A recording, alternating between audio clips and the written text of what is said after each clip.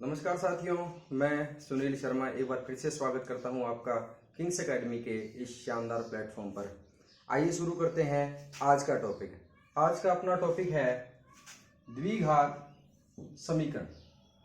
क्या है द्विघात समीकरण? जैसा कि मैं आपको पहले भी अपने वीडियो में बता चुका हूं, नाम से लगभग स्पष्ट हो जाता है कि आज के टॉपिक में या कोई भी टॉपिक हो उसमें हम पढ़ने क्या वाले हैं।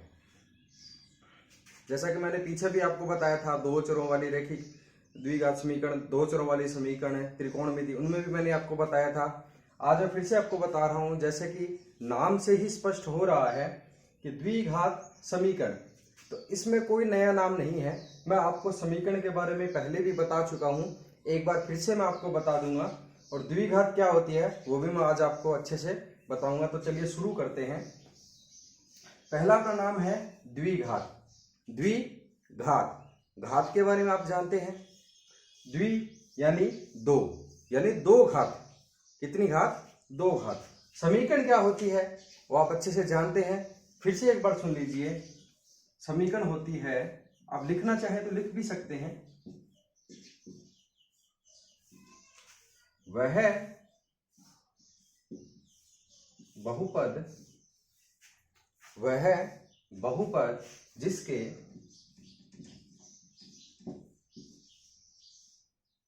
बराबर में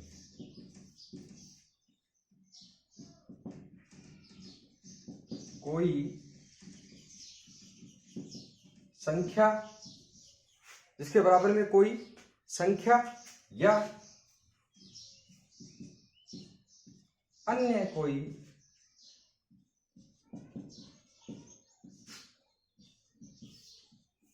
बहुपद दिया हो,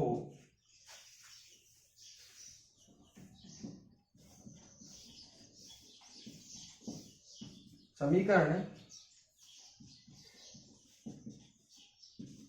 कहलाती है। समीकरण कहलाती है, यानी वह बहुपद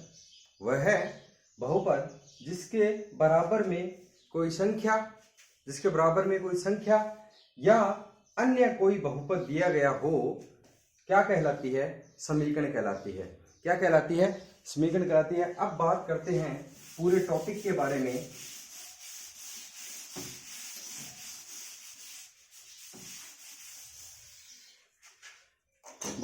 पूरे टॉपिक के बारे में आपको बहुपद भी बता चुका हूं, यानी ऐसा गणितीय रूप या चर अचर से मिलकर बना ऐसा गणितीय रूप जिसके बराबर में या कोई संख्या या कोई अन्य उसके जैसा बहुपद नहीं दिया गया हो, तो अन्य उसके जैसी कोई गणितीय रूप नहीं दिया गया हो, तो वो क्या होता है? बहुपद होता है। यहाँ क्या है? समीकरण की मैं आपको परिभाषा बता चुका हूँ। अभी देखिए द्विघात समीकरण किसे कहते हैं। तो द्विघात समीकरण के बारे में अच्छे से सुनिए। वह समीकरण जिसमें चरों की घात मैक्सिमम 2 दी गई हो, जिसमें चरों की घात अधिकतम कितनी दी गई हो? 2 दी गई हो, वह समीकरण कौन सी होती है? द्विघात समीकरण होती है। वह समीकरण कौन सी होती है? द्विघात समीकरण होती है। जैसे कि उदाहरण के रूप में मैं आपको बताऊं, उदाहरण है x² प्लस 3x प्लस में 10 is equal to 0। x² plus 3x plus में 10 इज इक्वल टू 0। यहां पर देखिए, सबसे पहले ये बताइए क्या यह समीकरण है?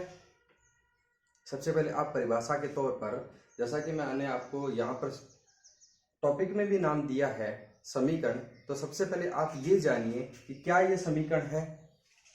अगर यह समीकरण है तो मैं पूर्व ज्ञान के आधार पर, जैसा कि मैंने आपको पूर्व ज्ञान के आधार पर मैंने आपको बताया था कि यह समीकरण कितने चर वाली समीकरण है।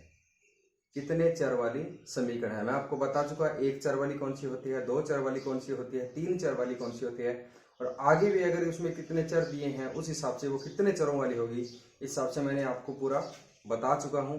तो उस आधार पर आप ये बताइए कि ये समीकरण कितने चरों वाली समीकरण है। आपको मैं 5 सेकंड का वक्त देता हूं।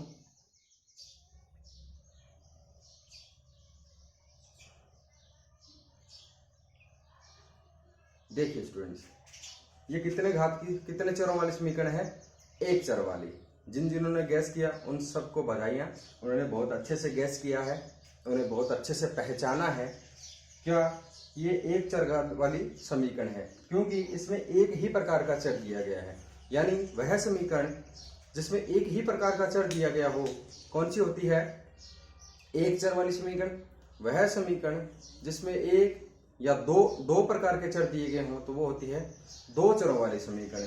तो यहाँ पर देखिए, चर की अधिकतम घात कितनी है? चर की अधिकतम घात कितनी है? वो है 2 घात। वो कितनी है? 2 घात। यानी अधिकतम घात को ही उतनी घात का समीकरण मानेंगे। तो यहाँ पर कितनी घात है? 2 घात। हम क्या पढ़ रहे हैं? द्विघात। द्वि यानी 2, तो यानी यहाँ पर 2 घात है। तो ये कितने घात वाली समीकरण है? 2 घात वाली समीकरण है। या अपने टॉपिक के अनुसार अगर हम बोले तो ये क्या है? ये एक द्विघात समीकरण है। ये एक द्विघात समीकरण है। तो अच्छे से पहचान लोगे। सिर्फ समीकरण में चर की घात देखनी है कि वह घात कितनी है, 1 है या 2 है। 2 है तो द्विघात समीकरण, 1 है तो एक घात समीकरण, 3 है तो 3 घात वाली समीकरण होगी। 3 है तो 3 घात वाली समीकरण होगी। अब सबसे इंपॉर्टेंट बात, समीकरण में जितनी घात की समीकरण है, जो समीकरण जितनी घात की समीकरण है वह समीकरण उतने ही हल रखती है। वह समीकरण उतने ही हल रखती है। जैसे कि हमारे पास ये समीकरण है x² + 3x + 10 बराबर क्या है? 0। x² + 3x + 10 बराबर क्या है? 0। यानी इसकी चरों की अधिकतम घात कितनी है? इसमें चर की अधिकतम घात कितनी है? 2। चर की कितनी अधिकतम घात है? 2। यानी ये 2 घात वाली समीकरण है। तो इसके हल कितने होंगे? 2 होंगे। इसके हल कितने होंगे? 2 हल होंगे, क्योंकि ये 2 घात की समीकरण है। जितने भी घात दी गई हो उतने ही घात की वह क्या होती है? उतने ही वह समीकरण हल रखती है। उतने ही वह समीकरण क्या रखती है? हल रखती है। इसी क्रम में आगे बढ़ते हैं।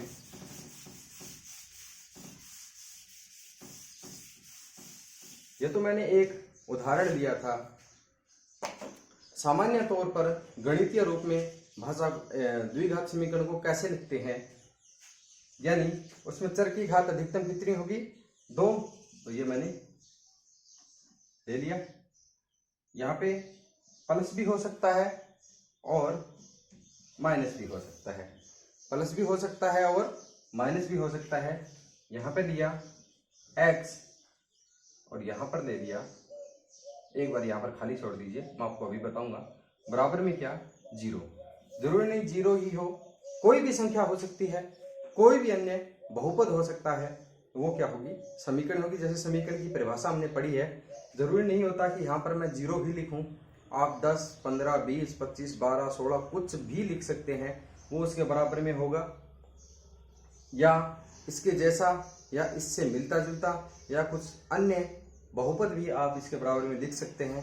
तो वो समीकरण की परिभाषा को क्या संतुष्ट करना चाहिए, तो वो समीकरण ही मानी जाएगी। ये नहीं कि सर वो गलत हो जाएगा, नहीं, ऐसा कुछ नहीं होगा। तो देखिए, x² + x प्लस कुछ भी नहीं क्यों नहीं है, मैं बताने जा रहा हूं, तब तक कुछ नहीं है, बताने के बाद यहां पर जरूर होगा बराबर 0।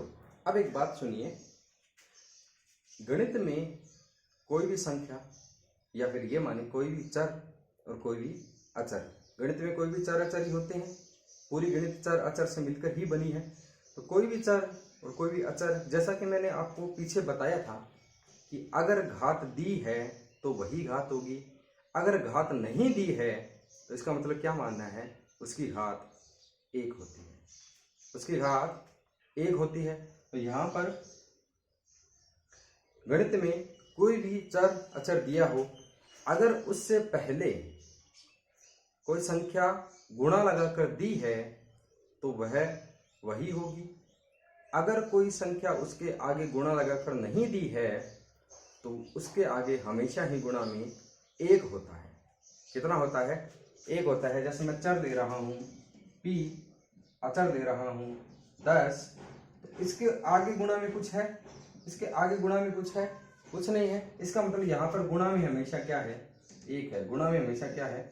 एक है। आप कुछ भी ले लीजिए, चाहे आप Q ले लीजिए, चाहे आप 10,000 ले लीजिए, चाहे आप 1 करोड़ ले लीजिए, चाहे आप माइनस की कोई भी संख्या उठा लीजिए, चाहे आप प्लस में कोई भी संख्या उठा लीजिए, कुछ भी उठा लीजिए, उनके सबसे पहले आगे गुणा में हमेशा क्या होगा?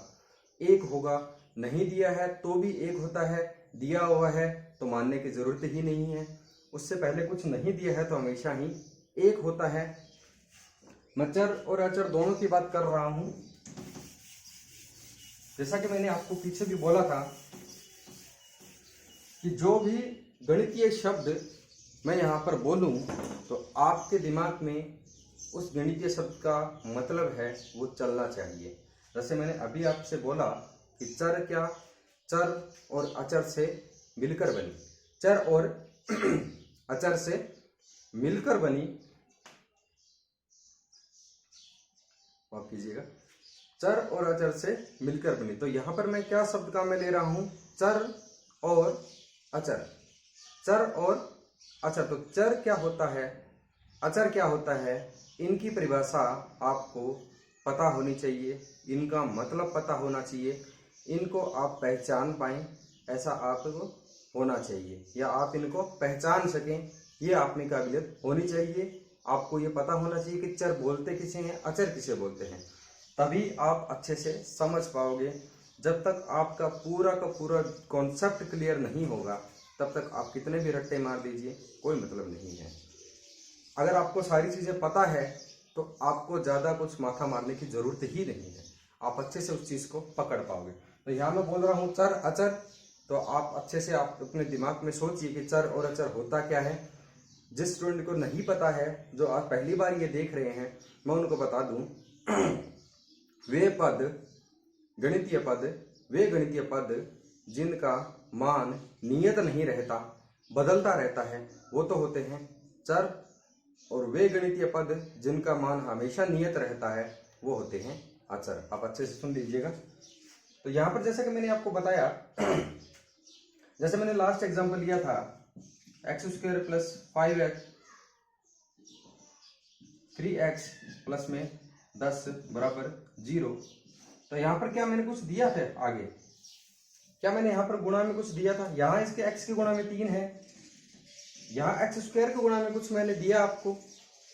कुछ भी नहीं ना। तो यहाँ पर क्या होता है? हमेशा एक होता है। जरूरी नहीं कि यहाँ पर कुछ दिया हुआ नहीं हो, कुछ भी दिया हुआ आ सकता है। यहाँ पर मैं 5x² भी मान सकता था, यहाँ पर मैं px² भी मान सकता, कुछ भी मैं ले सकता था, लेकिन जरूरी नहीं कि x² हमेशा ही सीधा ही आएगा। उससे पहले कोई ना कोई संख्या जरूर दी हुई हो सकती है, नहीं भी दी हो तो भी कोई बात नहीं, दी हुई भी हो सकती है, लेकिन ये जरूरी नहीं है कि हमेशा x² सीधा ही आएगा। दिया हुआ सीधा दिया हुआ हो तो अच्छी बात है, नहीं दिया हुआ हो तो उसको कैसे हम सिंगल बनाएंगे वो हम आगे पढ़ेंगे। तो अभी देखिए, मैं जो बात आपको बताने जा रहा था, इसके गुणा में जैसे मैंने पीछे वाला एग्जांपल लिया था बराबर 0। तो यहाँ पर देखिए x² प्लस 3x प्लस 10 बराबर 0। तो यहाँ पर गुणा में हमेशा क्या है? एक है। दिया नहीं, इसका मतलब इसके गुणा में एक है। यहाँ पर जरूरी नहीं कि एक हो, यहाँ पर कुछ भी दिया हुआ भी हो सकता है। एक कब मानना है? जब इसके आगे कुछ भी गुणा में नहीं दिया गया हो तब एक मानना है। अगर दिया गया है तो वही संख्या रहेगी, नहीं दिया गया है तो हमेशा क्या मानना है? एक मानना है। तो जैसा कि मैं आपको बोल रहा हूं, इससे पहले कोई संख्या दी गई होगी, दी गई नहीं भी होगी, नहीं दी हो उस कंडीशन में एक रहेगा, दी गई हो तो वो संख्या वैसी की वैसी ही रहेगी। तो यानी कि जरूरी नहीं कि यहाँ पर हमेशा ही एक दिया गया हो, यहाँ पर कोई भी संख्या दी जा सकती है। तो उस संख्या को हम मान रहे हैं ए, उस संख्या को क्या मान रहे हैं, ए। आगे बढ़ते हैं, यहाँ पर मैंने लिया था प्लस, जरूरी नहीं कि प्लस ही हो,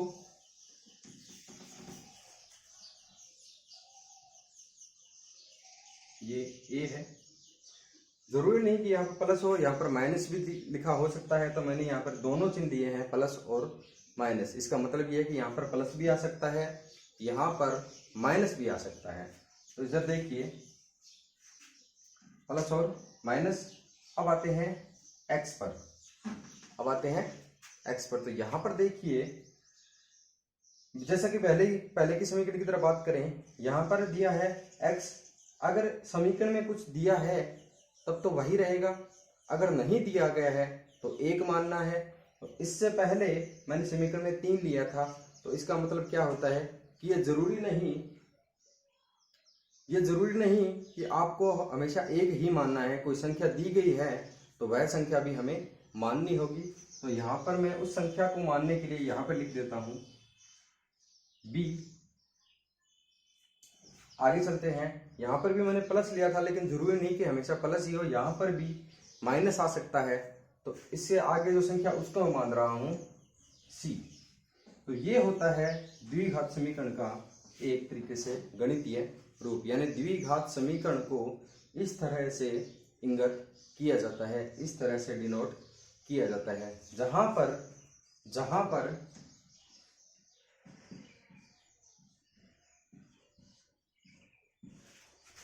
x क्या है, चर, और a b c क्या है, अचर। x क्या है, x चर है, a b और c दोनों क्या है, अचर हैं। तो यहाँ पर देखिए x चर है, x क्या है, चर है। तो यहाँ पर x का मान कुछ भी आ सकता है, ये x यहाँ पर नियत नहीं है।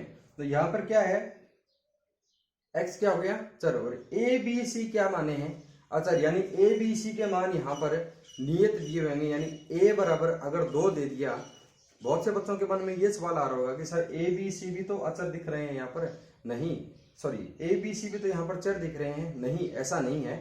मैंने जो यहाँ पर मान समीकरण में दिया गया होता है, जो प्रश्न में हमें यहाँ पर जो मान दिया गया है, उस मान को मैंने a b c माना है, क्योंकि वो मान हमें नहीं पता कि वो मान हमेशा 10 ही होगा, या वो मान हमेशा 2 ही होगा, या वो मान हमेशा 1 ही होगा, या वो मान हमेशा 1000 होगा, ये फिक्स नहीं है। इसलिए हमने उस चीज को क्या माना है, a b c। यहाँ पर a का मान प्रश्न में 1 भी दिया हो सकता है, 5 भी दिए हुए हो सकते हैं, 10 भी दिए हुए हो सकते हैं, वो जरूरी नहीं है। लेकिन x का मान है वो हमेशा ही बदलता रहता है, इसलिए इसको क्या माना है, चर माना है। a b c हमेशा क्या होंगे, अचर होंगे, x यहाँ पर क्या है, चर है। अब सबसे महत्वपूर्ण बात ये लिख लिया, अच्छे से नोट कर लीजिएगा, अच्छे से अगर समझ में आ रहा है, अगर आप बढ़िया तरीके से समझ पा रहे हैं तो मेरी नकल करने की जरूरत नहीं है, आप अपने हिसाब से भी नोट्स बना सकते हैं। सबसे इम्पोर्टेंट क्या होता है, जो हमें समझ में आया है, हमने क्या पढ़ा है, हमने क्या देखा है, वो होता है सबसे ज़्यादा इम्पोर्टेंट। और हमने क्या लिखा है, जो हमें समझ में आया वो लिखा है, या हमने रट के लिखा है, वो हमें देखने की बहुत अच्छे से ज़रूरत है, क्योंकि अब आप समझदारी पे काम कर रहे हैं, ना कि रटने पर। मैं आपको पहले भी बता चुका हूँ कि मेरा उद्देश्य ही यही है कि आपके सबसे पहले सारे के सारे कॉन्सेप्ट क्लियर हों, सारे कॉन्सेप्ट क्लियर हों। अब अगर मैं आपको बोल दूं कि बच्चों बताइए समीकरण की परिभाषा क्या होती है, तो क्या आपको जो मैंने भाषा बताई वो रटने की जरूरत है, क्योंकि आप समीकरण शब्द का मतलब समझ चुके हैं, समीकरण शब्द का मतलब समझ चुके हैं कि समीकरण होती क्या चीज है, समीकरण होती क्या चीज है। जैसे कि मैं आपको एक बात बोलूं कि आप सबने गाड़ी देखी है, 4 व्हीलर, तो मैं अगर आपको उसकी परिभाषा बताऊं तो वो तो हो गई रटने वाली चीज, और एक में वो आप आपको चीज़ को सामने ला करके अच्छे से समझा दूं। ये इसके टायर हैं, ये इसका दरवाज़ा है, ये इसका स्टीयरिंग व्हील्स है, ये इसकी सीटें हैं, ये इसका बैक साइड है। ऐसे करके मैं आपको एक एक चीज़ उसके बारे में समझा दूं तो आपको ज़्यादा इफेक्टिव क्या होगा, जो चीज़ आपके समझ में आई है या फिर जो मैंने रटाई है। जो चीज़ समझ में आई है तो वही मतलब यह है कि समीकरण का अगर आपने मतलब समझ लिया तो परिभाषा आप 1000 तरीके की बना सकते हैं। क्या परिभाषा आप 1000 तरीके की बना सकते हैं। जरूरी नहीं जो मैंने ही बताई वो रटी हो। जो मैं बोल दिया कि गणितीय वह गणितीय रूप या चर अचर से मिलकर बना वह गणितीय रूप, जरूरी नहीं है। आप अपने अनुसार कुछ भी उसको मॉडिफाई करके लिख सकते हैं। बस समीकरण परिभाषा के जो नियम हैं वो सब उसमें आने चाहिए। ये नहीं कि आप कोई भी नियम छोड़ दो तो वो समीकरण का मतलब ही गलत हो जाएगा। जैसे कि मैं बोल दूं, जैसे कि मैंने आपको अभी एग्जांपल दिया कि गाड़ी क्या है, गाड़ी होती क्या है, तो अब आप उसमें समझ चुके हैं तो आप लिख देंगे कि ये सर 4 व्हीलर गाड़ी है, ये 2 व्हीलर गाड़ी है। अगर उसमें आप कुछ चीज़ें मिसिंग कर देंगे तो क्या वो गाड़ी बन जाएगी? वो गाड़ी की परिभाषा को खत्म कर रही है। उसी प्रकार समीकरण के सारे नियम उस परिभाषा में आने चाहिए। बाकी आप परिभाषा कैसे भी लिखें, कैसे भी बताएं, कोई फर्क नहीं पड़ता, बस आपके समझ में आना चाहिए। तो इसलिए मैं आपको हर एक चीज़ पर दबाव देकर बता रहा हूँ कि ये चीज़ ये होती है। तो यहाँ पर देखिए x यहाँ पर चर है, a b c क्या है, अच्छा है। अब सबसे महत्वपूर्ण बात, जो दो घात रखने वाला चर है, यहाँ पर देखिए ये दो घात रखने वाला चर है, एक ही प्रकार का है। यहाँ पर इसकी घात 1 है। जहां पर दो घात है उसका गुणांक कभी भी 0 नहीं हो सकता, उसका गुणांक कभी भी 0 नहीं होगा। बाकी सब 0 हो सकते हैं, लेकिन जहां घात 2 है, जहां पर घात 2 है उसका गुणांक कभी भी 0 नहीं हो सकता। जैसे ये तो थे शब्दों की बात। अब देखिए गणितीय बात, जहां पर भी घात 2 है उसका गुणांक कभी भी 0 नहीं हो सकता। मतलब a कभी भी 0 नहीं होगा। जो मैंने इतनी लंबी बात बोली उसका सीधा सा मतलब ये है। आई बात समझ में? यानी आप चिन्ह समझिए, थोड़ा सा चिन्ह के बारे में आपको बता दूं। a बराबर 0, यानी a यहां पर क्या चिन्ह है? बराबर है 0। इसका मतलब क्या है? a क्या है? 0 के बराबर है। a क्या है? 0 के बराबर है। अगर मैं इसको कट कर दूं, अगर मैं इसको कट कर दूं तो इसका मतलब क्या है? ये 0 के बराबर नहीं है। जैसा कि आपने कई बार कई जगह देखा होगा, जैसे हम कहीं भी पब्लिक प्लेस में जाते हैं तो यहाँ पर ऐसे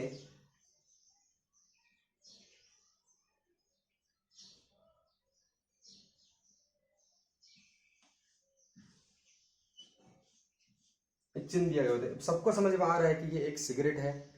इसके ऊपर ऐसे करके लगाया गया होता है। इसका मतलब क्या है कि वहां पर धूम्रपान करना वर्जित है। धूम्रपान करना वर्जित है। सिर्फ और सिर्फ इस एक निशान की वजह से सब कुछ समझा दिया। या तो लिख देते हैं कि पब्लिक प्लेस में धूम्रपान करना वर्जित है, सार्वजनिक स्थानों पर धूम्रपान करना वर्जित है, या फिर ये चिन्ह लगा देते हैं तो जिससे साफ समझ में आ रहा है कि यहाँ पर धूम्रपान करना वर्जित है। तो उसी प्रकार से मैंने यहां पर दिया है बराबर को कट करके, यानी a है वो 0 के बराबर नहीं हो सकता। a है 0 के बराबर नहीं हो सकता। क्यों नहीं हो सकता? क्योंकि अगर हम a का मान 0 ले लेंगे, a का मान 0 ले लेंगे तो पूरी की पूरी द्विघात समीकरण ही पलट जाएगी। पूरी की पूरी द्विघात समीकरण ही पलट जाएगी। कैसे? देखिए,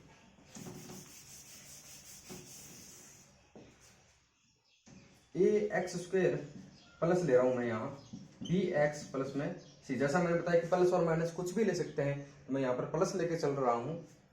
जैसा मैंने बताया कि a है वो 0 के बराबर नहीं हो सकता। क्यों नहीं हो सकता? अगर हम a बराबर 0 ले लें, b बराबर 2 ले लें और c बराबर 10 ले लेते हैं मान के चलिए a बराबर मैंने 0 लिया, b बराबर 2 लिया, c बराबर 10 लिया, तो आपको ये नियम पता है कि गणित में या दुनिया में जितनी भी संख्या है उसको अगर 0 से गुणा करवा दें तो वो संख्या 0 में ही बदल जाती है, यानी उसका मान 0 ही आता है। यानी अगर आपने 1000 को 0 से गुणा कराया तो क्या आया 0। 1,00,000 को अगर 0 से गुणा कराया तो क्या आएगा 0 आएगा। उसी प्रकार यहां पर मैं अगर a बराबर 0 ले लेता हूं तो यानी 0 गुणा एक्स स्क्वायर प्लस 2 गुणा एक्स प्लस 10। तो यहां पर देखिए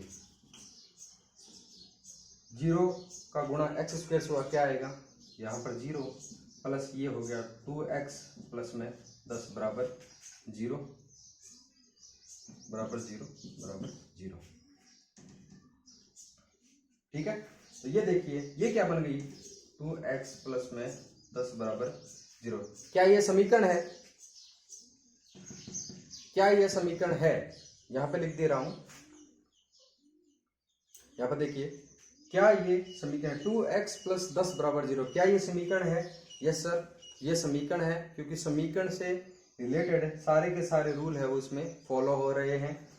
तो क्या ये द्विघात समीकरण है? नहीं सर, क्योंकि इसमें दिए गए चर की अधिकतम घात 2 नहीं है, इसलिए हम एक्स स्क्वायर या फिर जहां पर 2 घात दी हुई है, यहाँ पर जहां पर मैक्सिमम घात दी है यानी द्विघात समीकरण पढ़ रहे हैं तो उसमें चर की घात अधिकतम 2 दी है, तो 2 घात वाले चर का गुणांक कभी भी 0 नहीं हो सकता। इसलिए यहां पर मैंने ये लिखा था